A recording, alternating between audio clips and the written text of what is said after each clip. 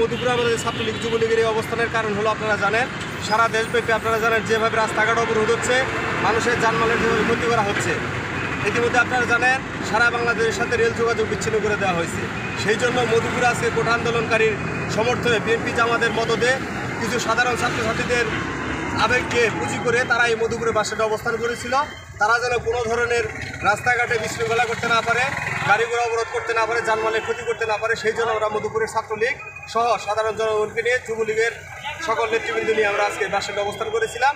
আজকে মধুপুরের এই বাসস্ট্যান্ড চত্বরে তারা যে আন্দোলন করেছে তার অধিকাংশই কলেজ বা কোনো ক্যাম্পাসের ছাত্র না, তাদেরকে আমরা ছাত্র থাকলে হিসাবে চিনতে পারতাম।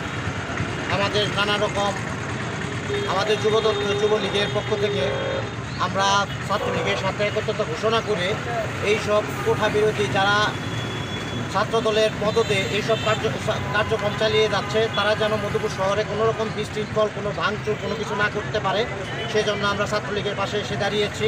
শান্ত মধুপুরকে অশান্ত করার জন্য এক বিশেষ পায়তারা করতেছে, যেই কারণে আমরা অবস্থান নিয়েছি যে তারা যদি কোনো প্রকার বিশৃঙ্খলা সৃষ্টি করে তো ছাত্রলীগ সেটা প্রতিহত, যে কোনো মুহূর্তে সেটা প্রতিহত।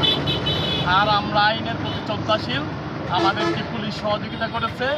পুলিশের ওসি স্যারকে বিশেষ করে যারা প্রশাসনের দায়িত্বে ছিল তাদেরকে আমরা ধন্যবাদ জানাই, তারা আমাদেরকে সহযোগিতা করার জন্য। আর আমরা আইনের প্রতি শ্রদ্ধাশীল, আমরা হাইকোর্টের যে রায় দিব সেটাই আমরা মেনে নিব।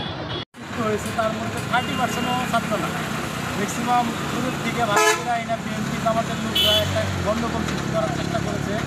তো এই হিসাবে আমরা ছাত্রলীগ প্রশাসনের মাধ্যমে সহযোগিতা নিয়ে আমরা রাস্তায় ছিলাম।